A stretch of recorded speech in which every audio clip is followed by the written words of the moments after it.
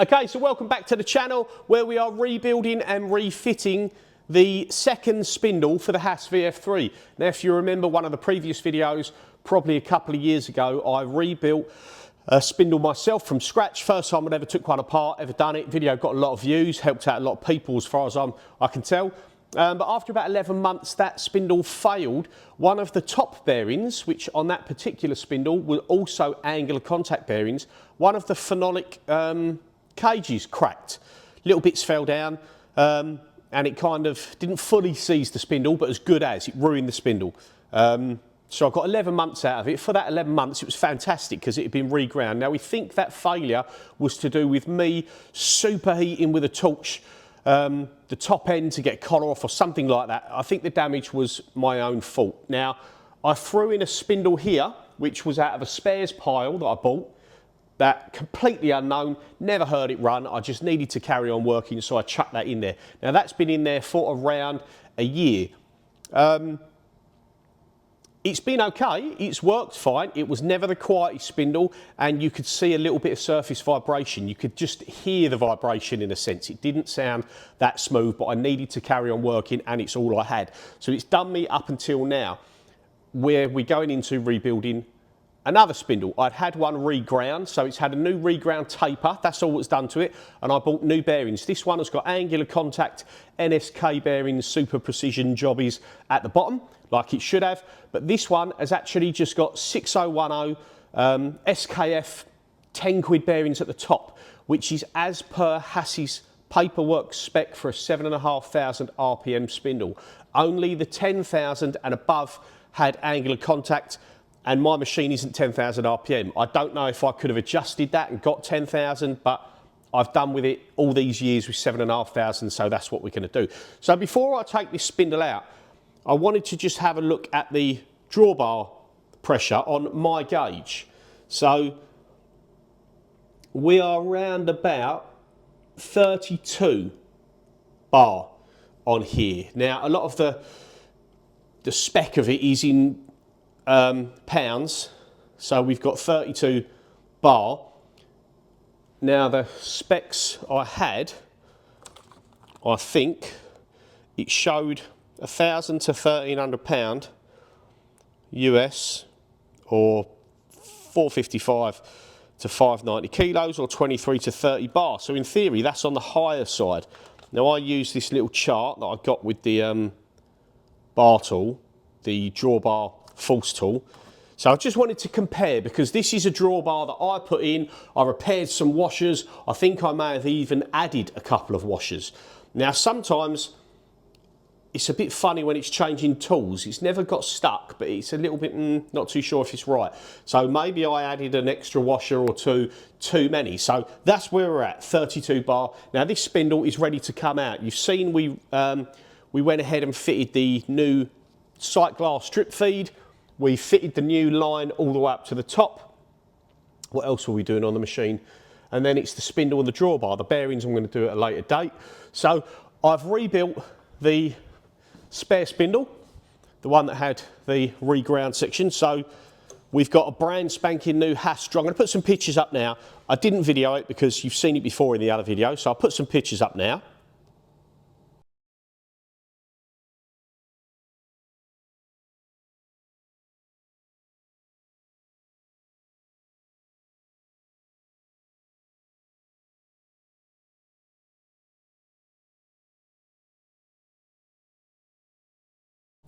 And it just shows you the new bearings at the bottom with the spacers that were reground. The taper was reground on the main actual spindle. Then we've got the cartridge housing, which was slightly better size-wise than the one that failed as well. That one, if anything, was a little bit on the big side. We've got the pulley back on, and it is just silky smooth. So now we've got a brand new Haas drawbar.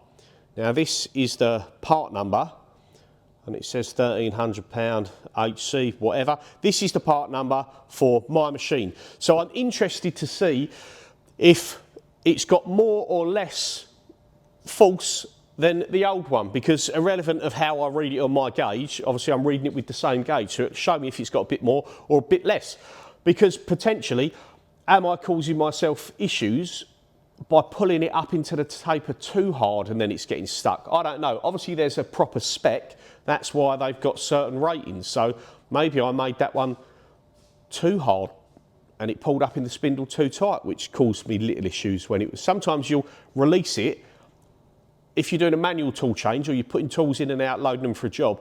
Oh, I can't, the spindle, it won't go in properly. That could be to do with the balls, I'm not sure. But as said, that was something I threw together to get me out of trouble. So we've got our brand new KINZY Fabrications Workshop Lash Up rebuilt spindle there. These are the bearings, just to show you. So the top bearing, completely bog standard, open bearing, 6010 SKF. There's two of those on this spindle.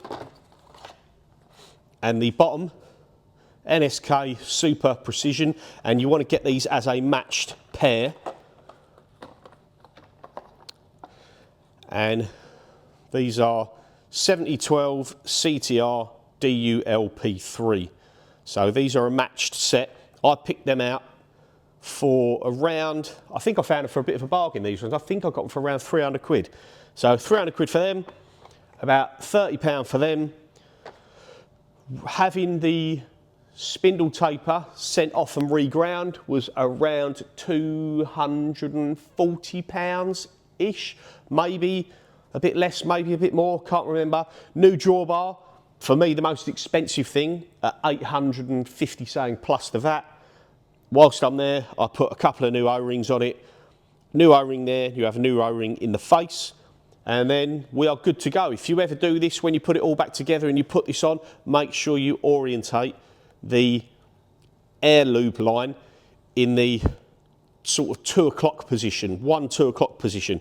Because if you get it wrong, you're going to have to superheat this again to get it off. And that's the hardest bit of the whole job, is probably getting this pulley off of the whole assembly. That's a mission.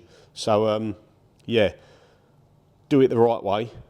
Make sure you get that in the correct orientation. So anyway, I'm going to cut the video now and I'll bring you back in a little while. So the plan is now, drop that spindle out. We've seen what the drawbar fault is. We'll drop that spindle out. We will clean out the inside. I don't know if it's going to be a super messy job because I can't remember if I filled around the spindle with oil like you're supposed to. I think I did. Just, you know, these are old machines. You want to give them as much help as possible. 99% of the old machines now don't have oil in there, because people didn't bother doing it afterwards. I think I did it. So I think there is oil in there.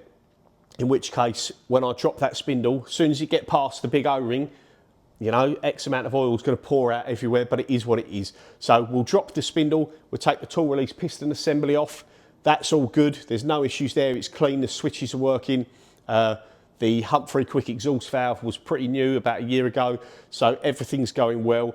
Then we can fit the new spindle, fit the oil or lube line, and then I will run it up at sort of 5 RPM for a few hours till we get oil coming out of the spindle to make sure I know that the bearings are nicely oiled before we do anything.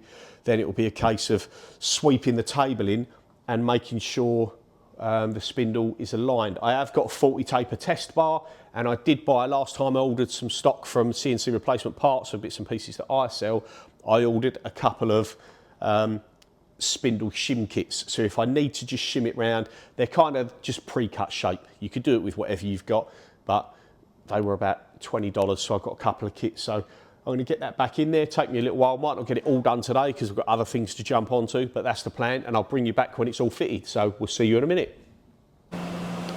Okay, so we've got the spindle back in the machine already. So much for leaving these jobs till Christmas, New Year. I decided, let's just crack on and get them done. So you see earlier the spindle's been pulled apart and had the new bearings fitted top and bottom. You can see that we've got the spindle now in the machine. If you looked at my other little short video, 5 minutes, you can see I cleaned out the casting where there was copious amounts of old cast iron and crud and God knows what else in the casting of the spindle head where the coolant flushes round before it comes out of either your nozzles or your P-cool. So that is now flowing much better. It never had that much power and free flow before. So that's really good. We've got a tool in there at the minute. We're running a braking program, 1000 RPM for 10 minutes, 3,250 RPM for 10 minutes, 7,500 for 1 minute, 10 RPM for 30 minutes, 7,500 for a minute, 10 RPM for 30 minutes, 3,250 for 30 minutes, 7,500 for 30 minutes. That one's going to make me cringe a little bit. 1,000 RPM for 10 minutes, and then 10 RPM for 30 minutes. That's around 3 hours, I think that is. So we've got the spindle in there refitted.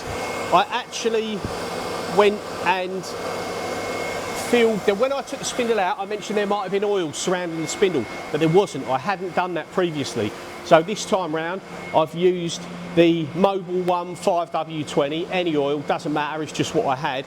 And I filled the tiny little hole and filled oil in the void between the spindle cartridge and the casting where the coolant flows through. And the idea of that back in the day was that the oil will draw heat from the spindle and the coolant running around the casting will dissipate the heat away from the oil, so help keeping the spindle cool if you're doing long RPMs, long cycles with high RPMs, etc, etc. Hopefully keeps it cool.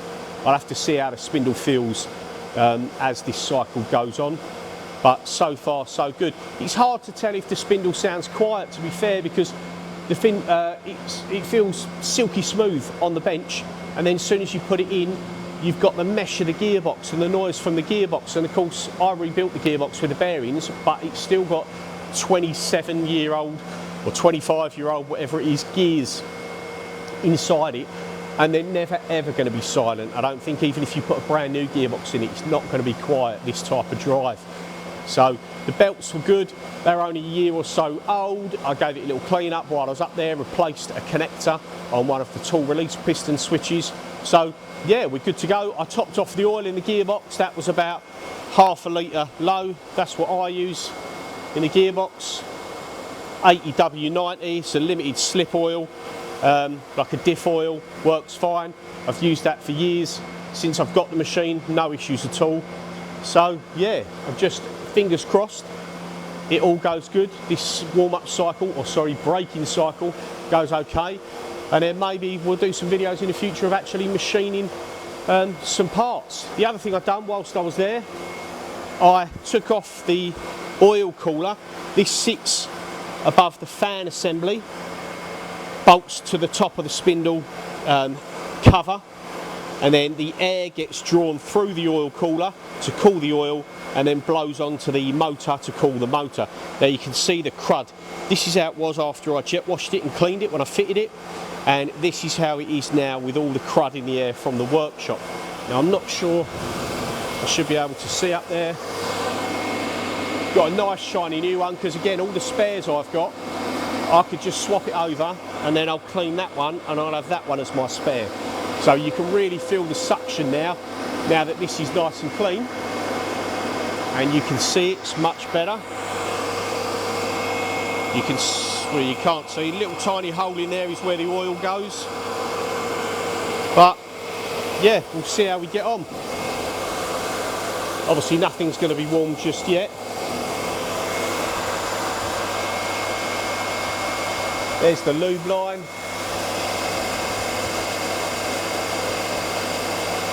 You can just about see bits of oil going down there, but I'm getting around, as per the manual, I'm getting around 10 or 11 drips per pump cycle, and it says get between 6 and 10, no more than 10. I've left it at 11, or that one extra drip, I can't see it making much difference every 35-40 minutes. So I'm at about 11 drips per cycle. That says what is meant to be in the book. So far so good. That's it. There's the update. Another spindle in the machine. Drip sight glass fitted. New drawbar fitted. Drawbar. Forgot to say, we done the pressure beforehand, and I forgot to take a picture or show you, and now I'm running this, I'm not going to interrupt you. We had 32 bar before in the old drawbar. On this one we've got 26. Now this is around 10% lower than the book value that Haas say.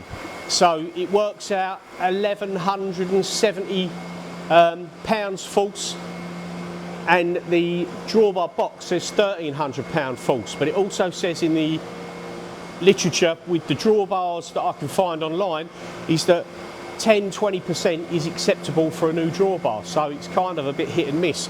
And the old drawbar, when I had a look at it, I said I haven't taken it out of the spindle, but I'm pretty sure I added 2 washers, which is why I was probably up at 32 bar compared to 26. But that's a brand new one, so that's how they're saying that should be. That's obviously passed their inspection or whatever. You know, they're saying it's good, so I'm going to go with that, because maybe I had too much. Can you have too much clamping force on a drawbar? I don't know if that's a thing, and I don't know if that would be an issue, but potentially it's an issue when you go to tool release. If I've got more washers, it won't compress as much because there's not as much space, and then maybe that's why I was getting the balls not quite releasing on the tool, and I was having some issues there. So fingers crossed, we'll see how it goes. But yeah, cheers for watching. I'll try and get some more CNC based videos, but there will be some updates on the Subaru shortly as well, hopefully. So we will go from there. Maybe I'll do a video of, I don't know, actually machining some parts for a change. So cheers for watching, and we'll see you again on the next one.